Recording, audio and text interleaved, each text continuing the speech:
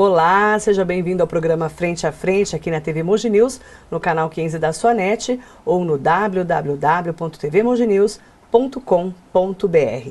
Meu convidado especial de hoje é o Dr. Ricardo Mota, médico oncologista, que vai contar a sua trajetória de vida e vai contar mais sobre o câncer.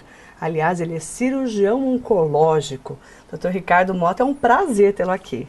Muito obrigado. Eu agradeço muito você estar aqui comigo hoje. Primeiro, para contar um pouquinho da sua história, né? Essa história de um menino de 42 anos, que é de Mogi das Cruzes, estudou bastante para estar aqui hoje, né, doutor? Conta um pouquinho dessa história, de como é que você primeiro nasceu em Mogi, é isso? Não. Nasceu aonde? Nasci em São Paulo. E veio para cá pequenininho? Vim para cá em 1974. Ah, você era pequenininho. Era pequenininho. Então você já se sente mogiano? Com certeza. Eu achei que você fosse mogiano. Não, nasci em São Paulo. Na ocasião, meu pai era professor de Direito Penal, na Universidade de Brás Cubas. Naquela época chamava Faculdade de Brás Cubas, né? Meu pai era professor de Direito Penal. E adorou a cidade e nos trouxe para cá. A família toda? A família toda. Teu pai, o doutor? Antônio Mota Neto. Que é muito conhecido na cidade, foi muito conhecido uma época, né? Foi. Ele tem um escritório grande de advocacia, Isso. né? Professor de Direito Penal. E ele adotou Mogi? Adotou Mogi. E você cresceu aqui. Uhum. Conta um pouquinho dessa trajetória até a medicina chegar na sua vida. Eu tive uma infância muito feliz aqui na região. Tenho uma saudade muito grande da época que eu estudei no NEC. Isso em 74, 75, 76. Depois eu também estudei no Santa Mônica. Depois no colegial, fiz o colegial no São Marcos. Então minha formação foi toda aqui. Depois eu fui para São Paulo para fazer cursinho. Uhum. Eu fiquei morando em São Paulo 1 ano. E depois voltei a Mogi para a Universidade de Mogi das Cruzes, onde eu cursei medicina. Naquela ocasião, foi uma ocasião importante, foi numa época em que meu pai começou a ficar doente. Então foi muito importante também a minha vinda para casa e para ajudar nesse momento de vida que a gente iria passar, né? Seu pai teve? Então, meu pai era cardíaco, ele tinha uma doença no coração, uma doença numa válvula do coração chamada aorta, e acabou falecendo no meu 3º ano de faculdade. Isso mexeu com a sua vida totalmente, né? Mexeu, porque foi muito difícil, né? E a gente ter a perda de um ente... praticamente meu pai morreu nos meus braços, né? Num momento que ele passou mal em casa, e a gente levou ele ao hospital, mas ele acabou falecendo nos meus braços no carro, né? Isso também foi muito forte na minha vida, foi uma situação muito difícil que a gente passou, de reestruturação de família e tudo isso, foi um momento bem difícil, mas que nós superamos, graças a Deus, assim, pela presença doce e da minha mãe, que sempre coordenou do jeito dela, magnífica essa família. Né? E na verdade isso mexeu com a sua vida como médico, não foi, doutor? Porque a gente é moldado conforme a vida vai nos moldando, né? E eu brinco que existem episódios, passagens na minha vida, onde a vida me moldou a brasa e a martelada. E essa foi um molde feito na porrada, na porrada, né? E o que isso resultou na sua vida como médico? Você foi, se formou e aí falou, o que eu vou fazer agora? Como é que foi essa história? Então foi assim, a minha entrada na medicina, eu sempre, quando criança, eu sempre tive uma vocação para a área médica. Mas eu tinha a presença do meu pai muito grande em casa, referente ao direito, né? E depois de um acidente que eu tive de moto, onde eu fiquei um tempo sem andar, fiquei 6 meses sem andar, depois eu fui para muleta, depois até poder apoiar o pé, depois eu poder aprender a andar, então eu tive uma trajetória. E aí eu decidi mesmo ir fazer medicina, né? Então essa foi um molde que a vida me deu também doído. Depois com a história do meu pai, também isso vai te mudando no enfoque do que você tem, do que esperar da vida, né? De como a gente é tênue, né? O ser humano ele é muito frágil, a gente pensa que é muito forte, a gente pensa que às vezes que pode tudo, mas não, nós somos lábeis muito frágeis, né? E essa mudança de de situação que foi no meu terceiro ano da faculdade, com o falecimento do meu pai, me despertou uma maturidade assim, imediata, onde eu tinha que estudar mais do que eu estudava, porque eu saberia que eu tinha concurso para prestar depois de 3 anos, e eu não poderia mais perder, eu nunca perdi tempo, mas eu não podia nem sonhar em perder tempo, porque eu tinha que passar nas provas, né? Então isso, infelizmente, essa tristeza eu consegui reverter como um estímulo necessário para os concursos que viriam depois para eu prestar, né? Graças a Deus eu fui feliz em todos. Eu terminei a universidade aqui em Mogi e eu fui muito feliz porque eu tive uma aprovação em vários serviços de cirurgia. Porque quando você termina a prova, termina a graduação na medicina, você é um médico generalista. Se você quer se especializar, você tem que prestar os concursos, né? E eu tive a felicidade de poder escolher o hospital para que eu iria exercer a minha especialidade. Como é que foi essa escolha? A escolha foi assim, eu passei em vários e eu escolhi o lugar onde tinha o maior movimento. Na minha época, que foi isso, foi em 1995, quando eu entrei no meu primeiro ano de residência, naquela época o maior movimento de São Paulo, da Zona Leste, era o Hospital Municipal do Tatuapé. Naquela ocasião, Maluf era prefeito e constituiu o Hospital do Tatuapé com muita renda. Então eu tive um hospital de referência de trauma muito grande. Então, o que é trauma? Acidente automobilístico, armas de fogo, que a gente vive uma situação muito difícil no nosso Brasil, onde arma de fogo, os tiros estão aí a todo, né? Ferimento por arma branca, e nós ficamos referência nessas situações em doenças graves, em cirurgias de urgência por esse tempo, né? Toda essa gestão. Isso foi muito bom para a minha formação. E lá eu fiquei 3 anos, então, fazendo essa especialização. E depois, doutor, como é que você foi chegando na cirurgia? Foi aí que pegou o gosto? Foi, porque quando eu prestei a prova, eu prestei a prova para ser cirurgião mesmo. Então, minha área foi para fazer a área de cirurgia geral. Então, eu falei, não, eu quero ser cirurgião geral e depois eu pensava, depois eu vejo que especialidade eu vou fazer.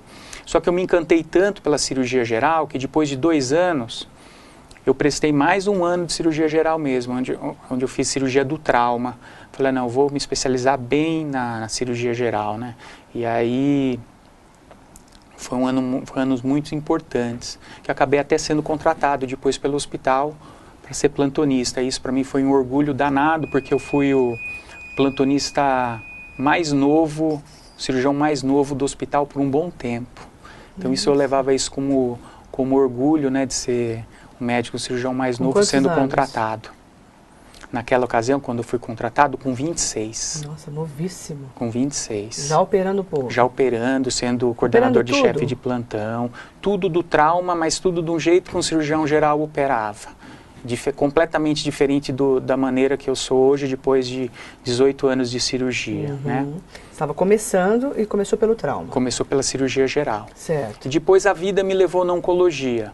Como que a vida te levou? A vida me levou na oncologia porque eu tinha um irmão mais velho, que acabou tendo uma doença oncológica. E acabou Era delegado? É delegado aqui de Mogi das Cruzes. Como é que é o nome dele? Oswaldo Moreira Mota. Também super conhecido, Super, né? O 2º distrito de Brás Cubas é o nome do meu irmão, assim, uma pessoa que amava a polícia, amava ser delegado.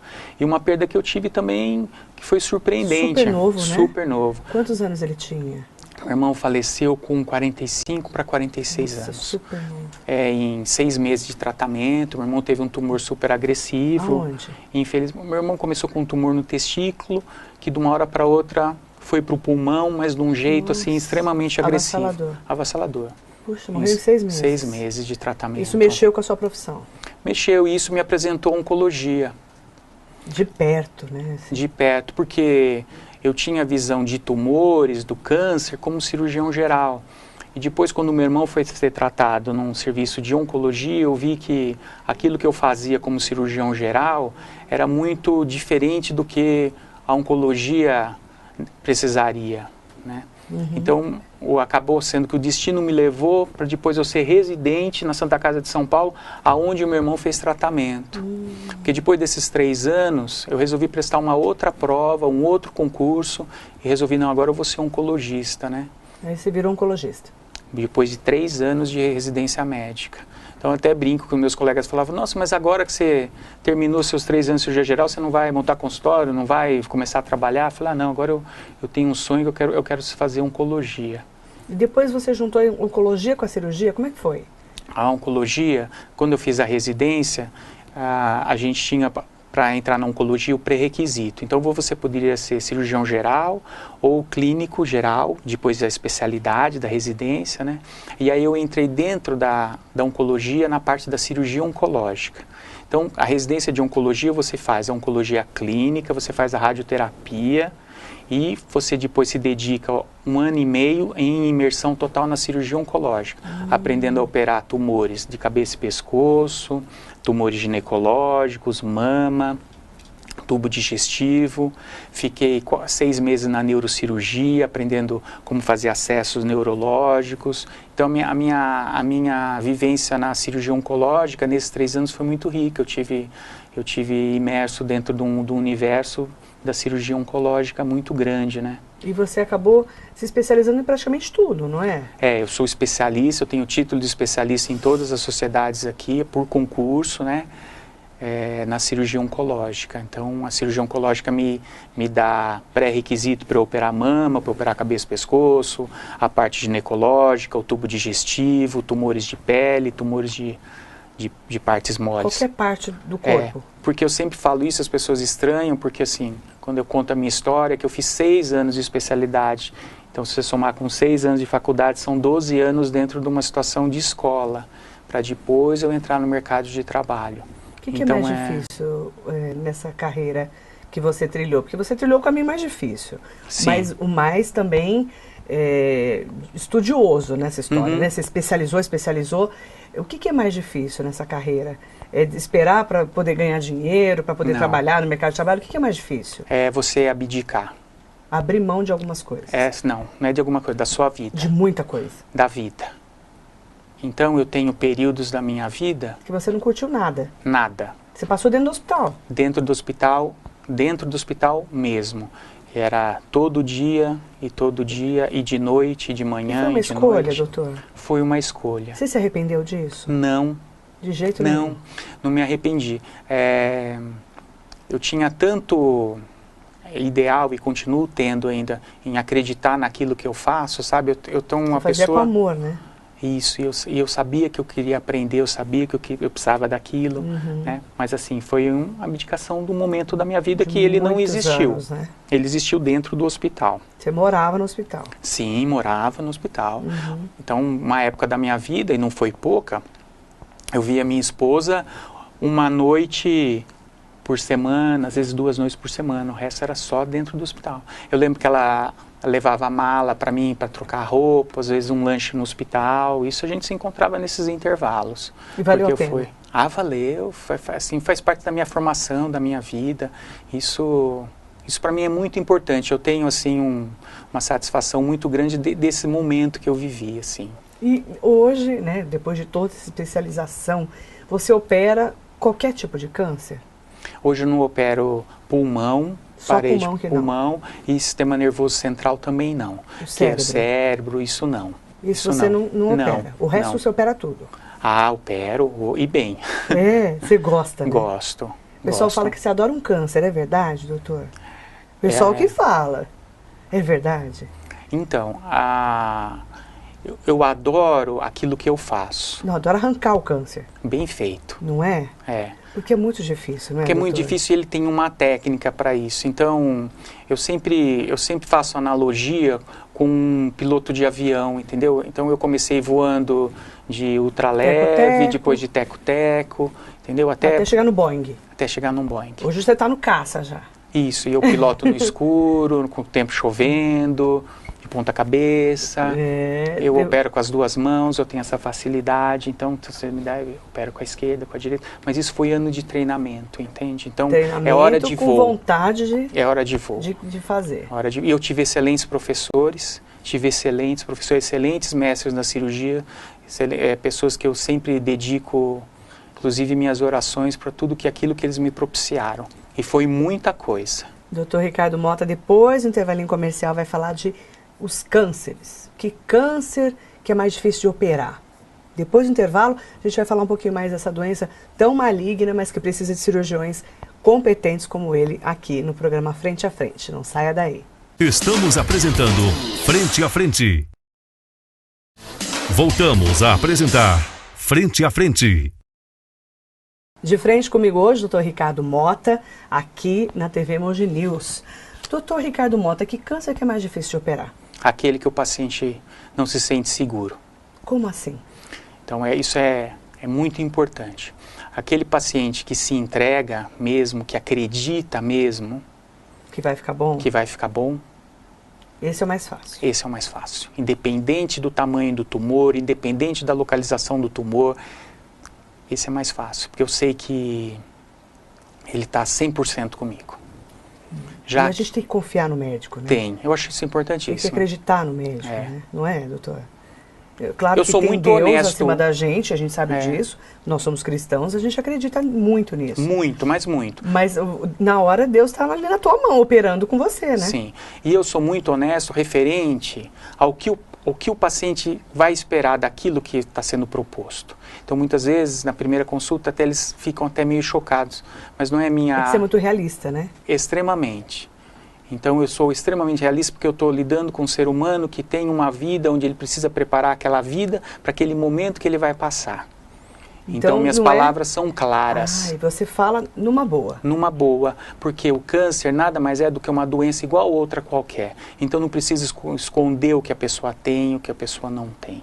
Entendeu? Então você ela tenta precisa desmistificar um pouco essa coisa aquela doença, CA. Isso. Porque as pessoas ainda têm essa coisa do câncer, né? Tem muito sobre isso, mas isso a cada dia vem diminuindo, mas ainda tem. Mas esse assunto precisa ser sempre discutido e sempre ser contado da maneira mais honesta e mais simples possível. Então eu tento falar da maneira mais clara do que a pessoa tem que esperar daquele momento da sua vida. O que eu faço não é brincadeira, o que eu faço é sério. E as pessoas têm que entender essa situação. E você conta exatamente como que vai ser o procedimento, que a pessoa vai ter que operar, fazer químio, fazer rádio, tudo quais isso. Quais são os riscos, quais são as complicações, o que a pessoa o que da vida dela vai mudar após o tratamento. Isso é importante.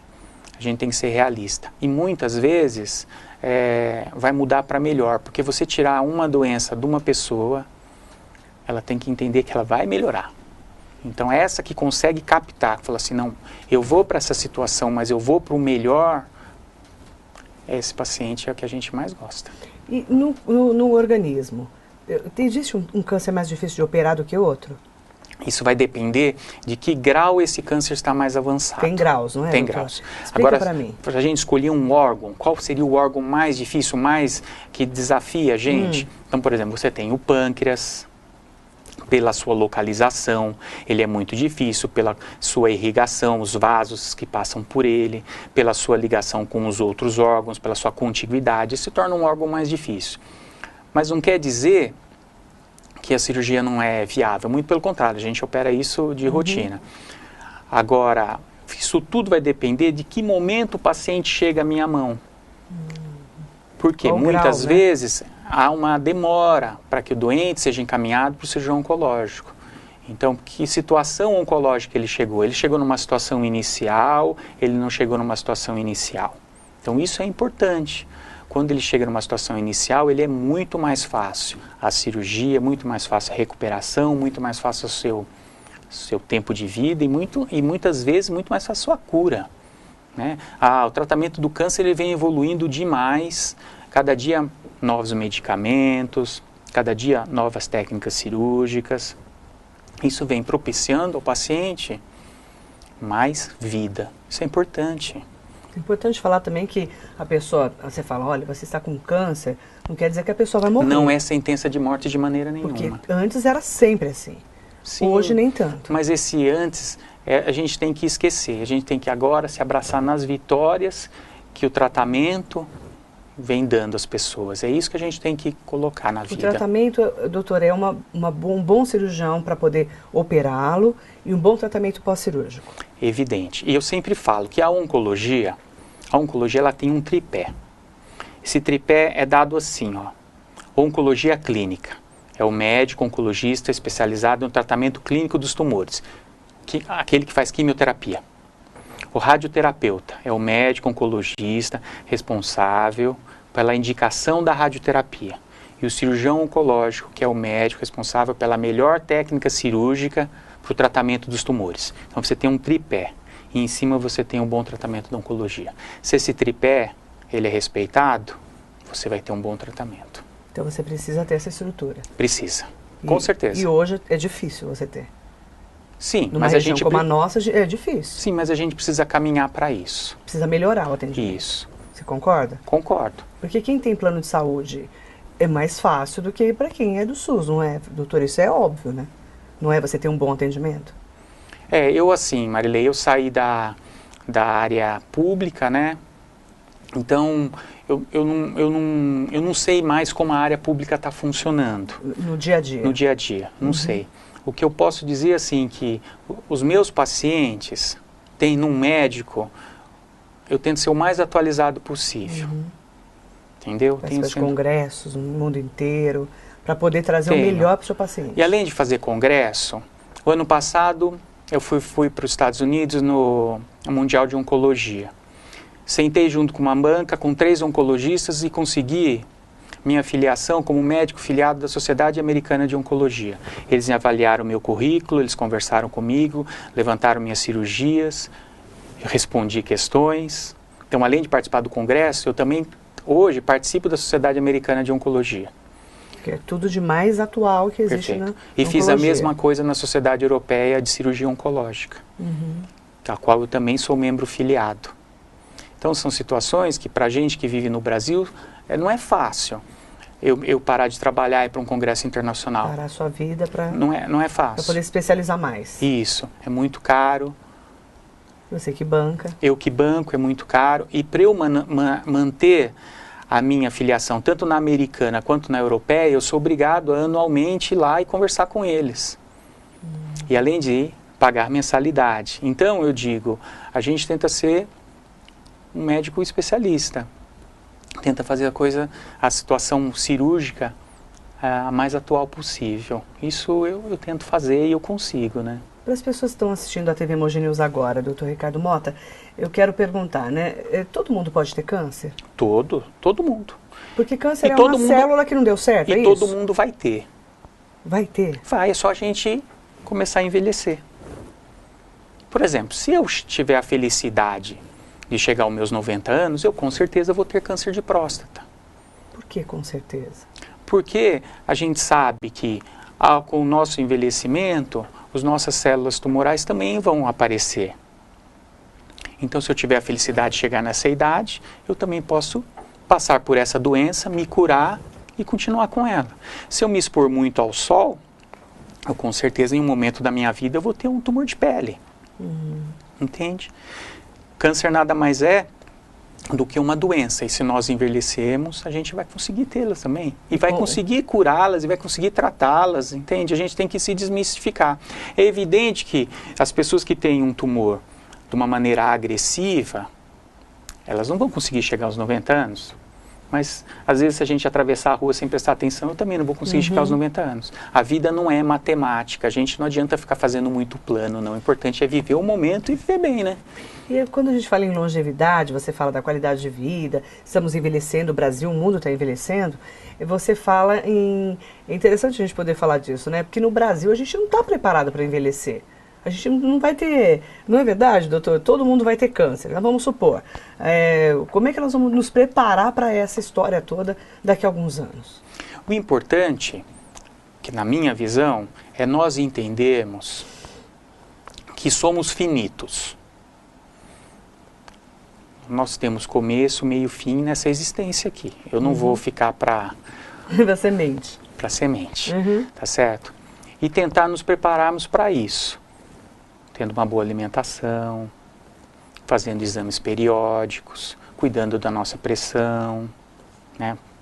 As doenças cardiológicas, elas nos atrapalham demais, né? Muito, muito. E muito, Marilei, do que eu vou falar, assim, é contra aquilo que o Brasil prega. O Brasil tem uma mania muito paternalista de pensar assim, olha, quando eu ficar velho, alguém vai cuidar de mim, eu vou ter uma aposentadoria, o Estado vai me ajudar, tudo. Mas o Estado já não aguenta mais nada. Então, o que eu sinto, assim, que as pessoas também têm que tentar se preparar para esse momento da vida. Da melhor maneira que Da melhor conseguir. maneira que conseguir. Entende? Entendo. É difícil. É difícil a gente falar isso, né? É difícil, pessoas, né? mas é importante porque as pessoas, por exemplo, vou pegar o meu caso. Eu tenho 42, fazer 43 anos. Eu tenho a nítida certeza na minha vida que eu não vou me aposentar. Vai trabalhar o resto da vida. Com certeza. Eu não tenho. Como que eu vou aposentar?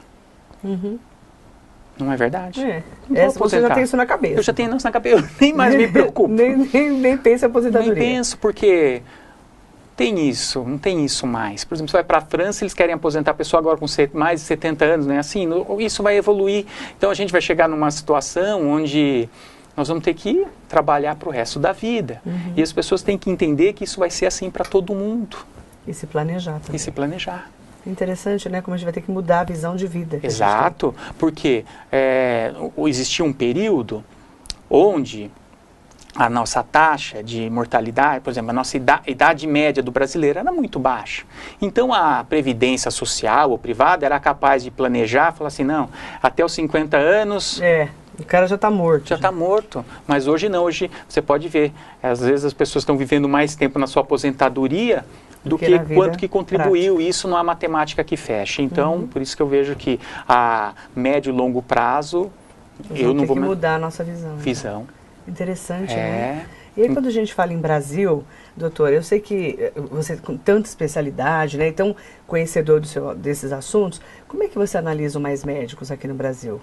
Você sente que é um bom projeto? Precisamos de mais médicos mesmo?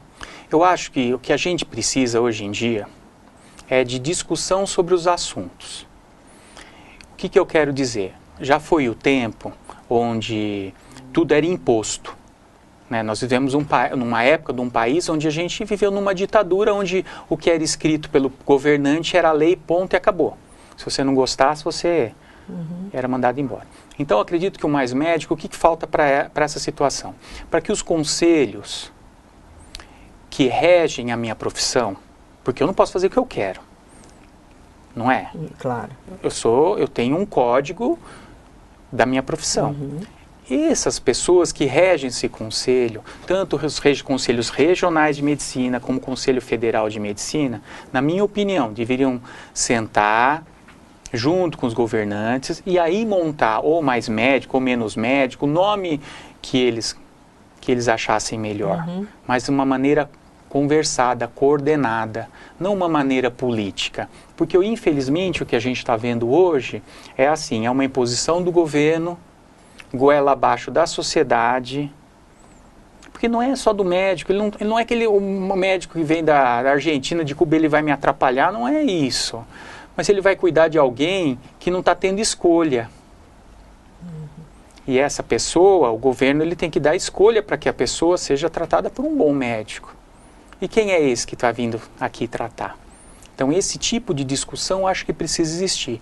Não estou dizendo que a gente deve fechar as fronteiras, fechar o país, muito pelo contrário. A gente tem que discutir o assunto. Falar mais, ouvir mais a sociedade também. Exatamente. E os próprios médicos também. Isso é imprescindível, é situação que a gente não foi ouvido, né? Como é que está hoje o nível dos médicos brasileiros, doutor? Em nível geral? Tem muito médico bom, muito médico bom. E tem muito médico sofrendo pela saúde não estar boa. É assim, quando eu falo a você assim, eu saí da saúde pública, mas eu não falo isso com gosto, com ar de vitória, nada disso, Marilê. Eu falo isso assim, me lamentando. Por quê? Porque eu me sentia muito mais frustrado naquele momento do meu trabalho do que podendo ajudar as pessoas. Então, hoje a saúde pública, ela não dá condição à grande maioria dos médicos de exercer a sua profissão. E não dá condição para o paciente tentar exercer a sua saúde. Com a qualidade na saúde. Exatamente. Né? Como um todo. Como um todo. Qualquer área que a gente vá na então está muito difícil, está muito difícil. Então isso gera uma onda de frustração naquele que eu atendo e mim também, eu também sinto frustrado. É muito ruim. Depois do intervalinho comercial, nós vamos falar com o Dr. Ricardo Mota sobre prevenção. Dá para prevenir câncer? Será que dá? Como é que a gente faz? Que mágica é essa, né? Para a gente prevenir câncer. Depois do intervalo comercial, nós voltamos com o Dr. Ricardo Mota. Não saia daí. Estamos apresentando Frente a Frente. Voltamos a apresentar Frente a Frente. Voltamos com o Dr. Ricardo Mota aqui no Frente a Frente. Dr. Ricardo Mota, dá para prevenir câncer? Dá para a gente ter medidas para que diminua a nossa chance de ter alguns tipos de tumores. Dá então ter alguma saída para o câncer? Tem, por exemplo, os tumores de pele, que o Brasil vai ter esse ano mais de 150 mil casos de câncer de pele. Nossa. Então a gente precisa se cuidar.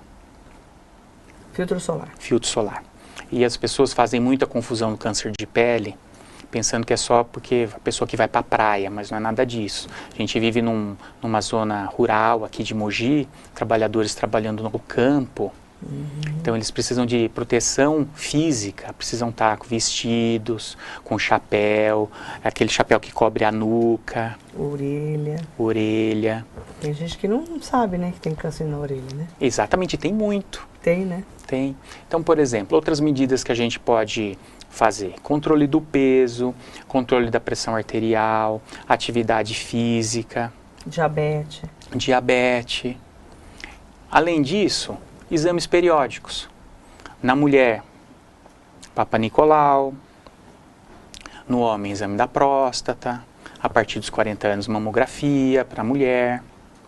Outro dado importante também, quando a gente fala de prevenção do câncer, é para toda menina, a partir dos 9 anos, a vacina contra o vírus do HPV. Isso vai mudar muito, em alguns anos, a história dos cânceres de colo uterino. Porque é uma vacina nova, né, doutor? Exatamente, nova, e está aí com grande benefício. Então são essas atitudes. E outra coisa importante que eu sempre falo é de não viver assustado. O que é não viver assustado? Me ensina. Viver assustado é assim, ó. Todo dia chega alguém em casa e fala assim, em casa não, no consultório, e fala, é porque meu pai teve câncer, meu tio teve câncer, eu estou preocupado em ter câncer. Tipo assim? Então não é assim. Seja preocupado em realizar medidas de saúde, são situações de saúde que são boas para você, realização de exames preventivos. Mas essa neura de que será que eu serei o próximo da lista, não pode existir. Não dá para saber, né? Porque existe uma minoria que são tumores hereditários, uma mínima parcela.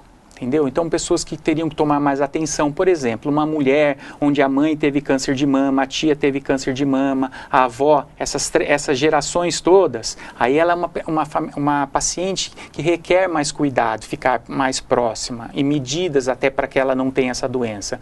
Mas o restante da população é só se afastar do cigarro, que eu esqueci. Não encher muito a cara, né? Não encher muito a cara e se associar os dois ainda... Né? Tem uma boa qualidade de vida. Exatamente. E o hábito do tabagismo, ele é um hábito ainda muito grande na população aqui do Brasil. Então, por isso que a gente tem ainda muito tumores de cavidade oral, de boca, de língua, árvore respiratória, laringe. Então o cigarro ele traz muito estrago. Então se a pessoa já se afastar do cigarro, beber com aquela moderação, ela já vai estar ajudando bastante. E atividade física, né? É muito bom. Tem que ter mais qualidade de vida em relação a isso. Tem. Qual que é o câncer que mais mata hoje no Brasil? Olha, a gente tem, nas mulheres, a gente tem aí cada vez mais crescendo o câncer de mama. É um câncer que preocupa muito, um câncer, muitas vezes, que é diagnosticado de uma maneira tardia ainda. A gente tem uma carência de mamógrafos. E também, Marilei, não adianta a gente colocar um mamógrafo em toda a cidade, se a gente faz um monte de diagnósticos, as pessoas vão tratar onde? Olha que situação a gente vive, né? Que é muito triste esse momento, né, que a gente está passando. O país está crescendo, mas ao mesmo tempo está crescendo pouco, e a população, ela justamente está querendo mais qualidade, né, mas a infraestrutura está muito precária. Ainda, muito precária. Precisa melhorar muito a saúde. Muito. Não só saúde, sentidos, né? Quando a gente fala em saúde, não é só saúde hospitalar. Por exemplo, quando a gente sai de Mogi e vai para São Paulo e fica naquele trânsito parado, 3 horas. Aquilo é deterioração da nossa saúde também. O estresse, né? O estresse, a poluição, aquele tempo parado no carro. Então, quando a gente fala em saúde, a gente tem uma abrangência muito grande, né? As situações alimentares que a gente às vezes está exposto, porque falta de tempo, aquela correria, né? Come qualquer coisa, em qualquer lugar, fast food, que é uma correria a vida da gente, não é? Então. Não é, doutor? Eu falo a verdade, a gente corre o tempo todo contra o tempo, não é? É impressionante. Eu estou tão acostumado a correr pela vida, assim, que às vezes o dia que eu não tenho sem fazer alguma coisa, até fico até meio culpado. Nossa, mas será que eu não tenho nada para fazer hoje, né? Aí, você não fica estranhando? mas logo eu arranjo. Arranja alguma coisa para fazer. Impressionante, né? Impressionante. Por que a vida da gente está tão acelerada? Será que é o que passa mais rápido? O que você sente? Acho que são as demandas, né? Por exemplo, hoje eu te escrevo, imediatamente você lê e você me responde e eu já te respondo. O WhatsApp, né, por exemplo. Exatamente. Né? Porque você estava esses dias, acho que na Holanda. Na Holanda, e eu convidei você para vir ao programa. A gente conversou naturalmente com 5 eu horas falei, de você não pode vir fuso aqui horário. Olha, eu tô na Holanda. Quando eu chegar, eu vou, né? É. E eu falei, nossa, você tá na Holanda conversando comigo? É uma coisa, antes você tinha que mandar uma carta. Era 00:30. Então, olha que loucura, antes você tinha que mandar uma carta, esperar a carta chegar, antes do correio, até do mensageiro. Isso. Aí a carta ia, e se esperava, aí a carta voltava. Hoje é o imediatismo, né? Isso tudo é na hora. Eu estava na Holanda num evento muito importante, que fui para o Europeu de Oncologia. E, além disso, eu fiquei na Holanda acompanhando um serviço de cirurgia oncológica, porque esse ano o presidente da Sociedade Europeia de Cirurgia Oncológica é um holandês. Então, ele abriu aqueles que quisessem, membros da Sociedade Europeia de Cirurgia Oncológica, para que fosse conhecer o serviço. Então, mais uma vez, eu conheci um serviço de uma saúde. Para conhecer as diferenças. As diferenças. Ficou muito assustado com a diferença? Não, para mim é sempre um desafio. Eu acho que é o que eu vejo em todo lugar, eu consigo adaptar para a minha realidade. Ela então, está muito adiantado perto da gente? Sim, a gente não pode comparar um país primeiro rico. Mundo. Mas são anos na nossa frente. Nós somos muito novos, né? O Brasil tem 500 e poucos anos, né? A gente é muito novo ainda e a gente está aprendendo como nação, como cidadão, como tudo isso. Isso tudo é fruto da nossa imaturidade como população. Nós somos imaturos na nossa população. Tem muito para aprender. Tem. Nossa, ainda mais que você viaja o mundo, aí fica mais nítido, né? É por isso que eu gosto de viajar, porque eu tenho muito para aprender. Legal. Tá aqui então o Dr. Ricardo Mota agora no nosso Jogo Rápido. Um ídolo, doutor? Então, eu tenho um ídolo na medicina, que é o Dr. Zerbini, que é um cirurgião com a sua dedicação. Muito Acho legal. Livro de cabeceira, do Dr. Ricardo Mota? Eu tenho um livro muito importante, foi num momento da minha vida, que é um livro escrito por um psiquiatra americano, que é o chamado Quando Nietzsche Chorou. Um filme? Um filme que me mexe muito, chama One Night Stand, Apenas por uma Noite, que é com Wesley Snipes e Natasha. É uma história de um casal bacana. Uma frase marcante do Dr. Ricardo Mota? Falo todo dia, hein? Deus ajuda quem cedo madruga. Nossa, então Deus me ajuda todos os dias. Com certeza, a gente acorda no mesmo horário. Não conheço ninguém que acorda mais cedo que eu. Todo dia eu aprendo isso, quando eu vou nadar, falar, a Marilei já está acordada. Marilei já está no programa nessa hora, né? Um exemplo de vida, doutor? O exemplo de vida eu tenho num brasileiro chamado Chico Xavier.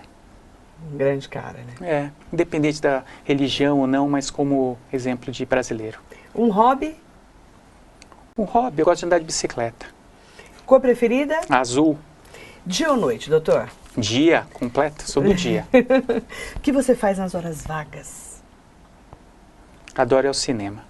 Adora cinema? Adoro cinema, adoro. Sou bom em, complete a frase. Em ser cirurgião.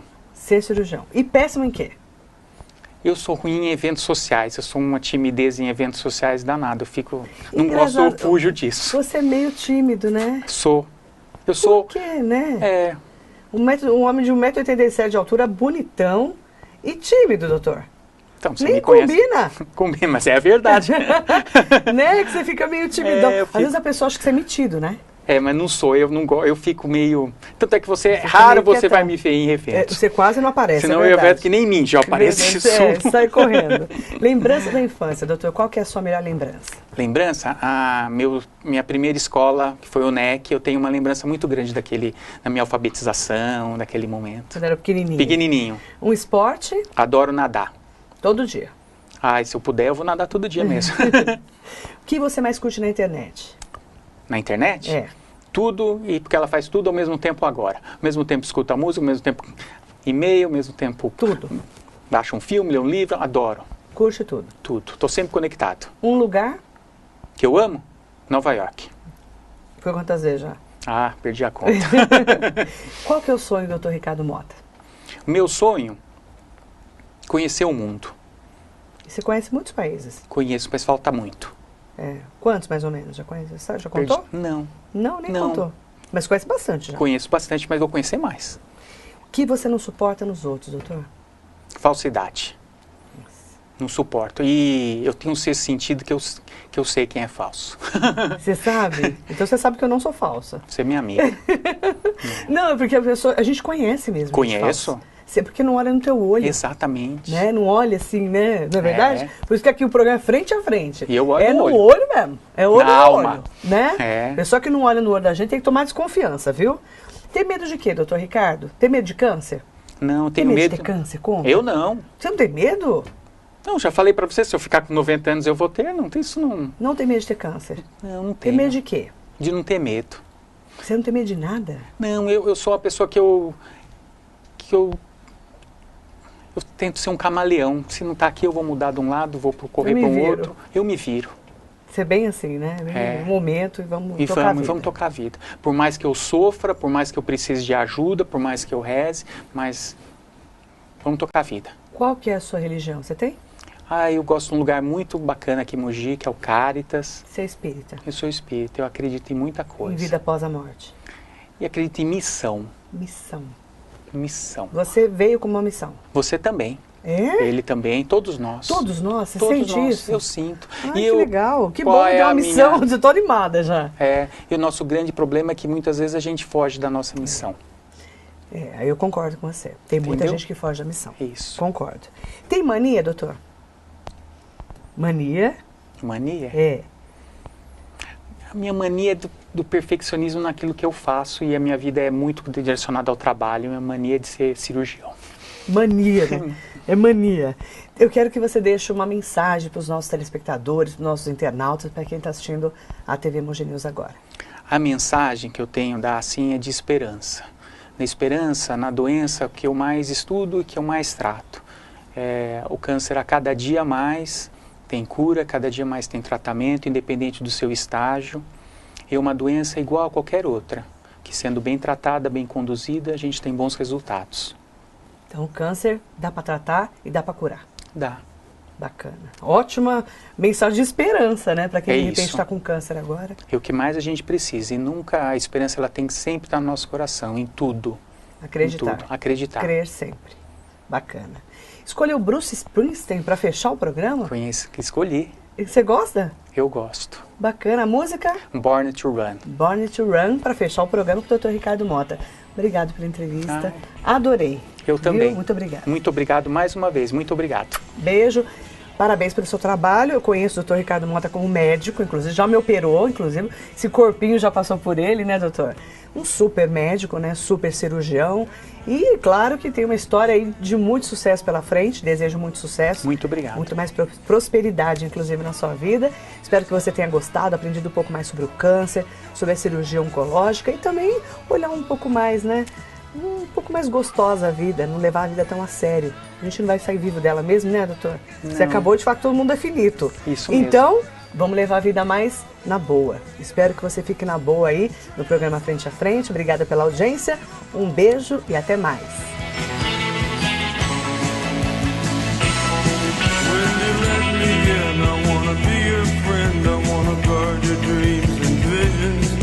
Just wrap your legs around these velvet rims.